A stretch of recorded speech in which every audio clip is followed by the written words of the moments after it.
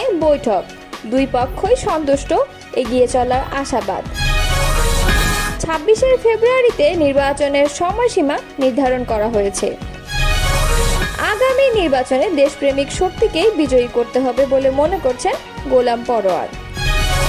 যুক্তরাষ্ট্রের সঙ্গে পরমাণু আলোচনা স্থগিত করল ইরান। এতক্ষণ শুনছিলেন সংবাদ শিরোনাম, এবারে বিস্তারিত। অন্তর্বর্তী সরকারের প্রধান উপদেষ্টা অধ্যাপক ডক্টর মোহাম্মদ ইউনূস ও বিএনপির ভারপ্রাপ্ত চেয়ারম্যান তারেক রহমানের মধ্যে বৈঠক হয়েছে। 1.5 ঘন্টার বৈঠক শেষে দুই পক্ষের প্রতিনিধিরা তাদের সন্তুষ্টির কথা জানিয়েছেন। শুক্রবার লন্ডনে বৈঠক পরবর্তী যৌথ সংবাদ সম্মেলনে জাতীয় নিরাপত্তা উপদেষ্টা খলিলুর রহমান ও বিএনপি স্থায়ী কমিটির সদস্য আমির খসরু মাহমুদ চৌধুরী বলেছেন, বৈঠকের আলোচনায় তারা সন্তুষ্ট হয়েছেন। লন্ডনের ডরচেস্টার হোটেলে বাংলাদেশ সময় দুপুর 2টায় ডক্টর ইউনূস ও তারেক রহমানের বৈঠক শুরু হয়। বাংলাদেশ সময় বিকাল 3:30টায় বৈঠকটি শেষ হয়। পরে ওই হোটেলেই যৌথ সংবাদ সম্মেলন হয়। সেখানে কথা বলেন খলিলুর রহমান ও আমির খসরু মাহমুদ চৌধুরী। সংবাদ সম্মেলনের শুরুতেই একটি যৌথ বিবৃতি পড়ে শোনান নিরাপত্তা উপদেষ্টা খলিলুর রহমান। বিবৃতিতে বলা হয়, বিএনপির ভারপ্রাপ্ত চেয়ারপারসন তারেক রহমান লন্ডনে সফররত প্রধান উপদেষ্টা প্রফেসর ডক্টর মোহাম্মদ ইউনূসের সঙ্গে সাক্ষাৎ করেন। অত্যন্ত সৌহার্দ্যমূলক পরিবেশে তাদের বৈঠক অনুষ্ঠিত হয়। বিবৃতিতে বলা হয়, তারেক রহমান প্রধান উপদেষ্টার কাছে আগামী বছরের রমজানের আগে নির্বাচন আয়োজনের জন্য প্রস্তাব করেন। দলের চেয়ারপারসন বেগম খালেদা জিয়াও মনে করেন ওই সময় নির্বাচন অনুষ্ঠিত হলে ভালো হয়। জবাবে প্রধান উপদেষ্টা বলেন যে তিনি আগামী বছরের এপ্রিলের প্রথমার্ধের মধ্যে নির্বাচন অনুষ্ঠানের ঘোষণা দিয়েছেন। সব প্রস্তুতি সম্পন্ন করা গেলে 2026 সালের রমজান শুরু হওয়ার আগের সপ্তাহেও নির্বাচন আয়োজন করা যেতে পারে। সেক্ষেত্রে সেই সময়ের মধ্যে সংস্কার ও বিচারের বিষয়ে পর্যাপ্ত অগ্রগতি অর্জন করা প্রয়োজন হবে। বিবৃতিতে আরও বলা হয়, তারেক রহমান প্রধান উপদেষ্টার এই অবস্থানকে স্বাগত জানান এবং দলের পক্ষ থেকে তাকে ধন্যবাদ জ্ঞাপন করেন। প্রধান উপদেষ্টাও তারেক রহমানকে ফলপ্রসূ আলোচনার জন্য ধন্যবাদ জানান।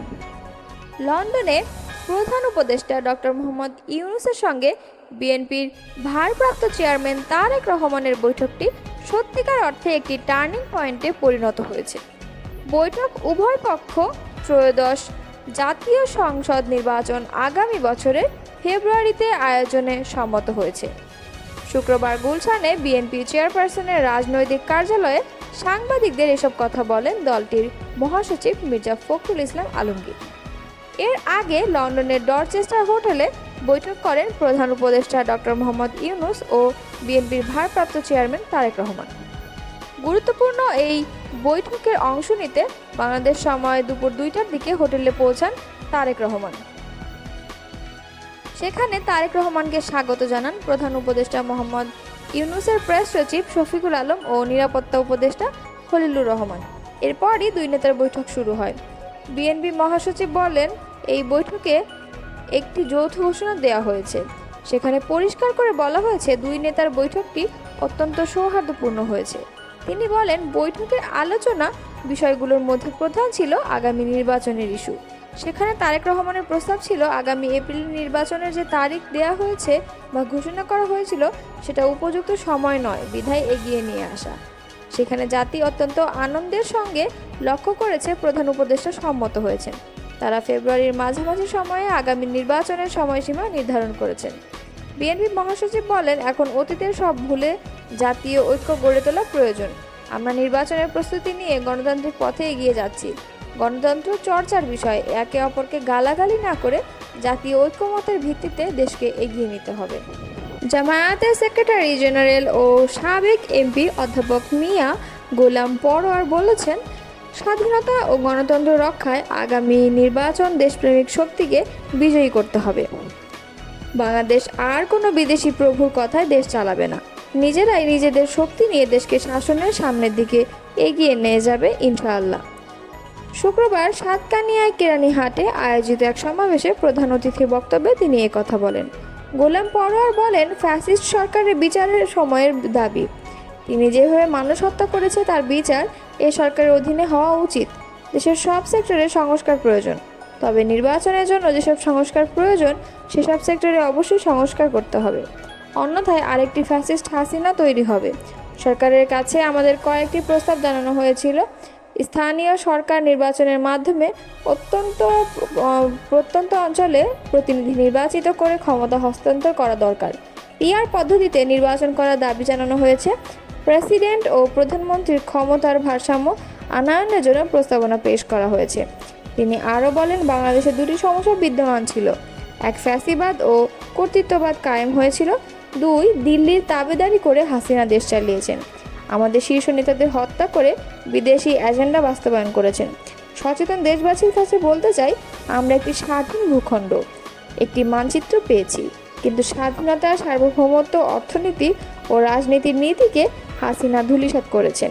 2014 সালের নির্বাচনে কোনো বিরোধী দল যায়নি, ভোটকেন্দ্রে ভোটাররাও যায়নি, এমনকি এরশাদও নির্বাচনে যেতে চায়নি।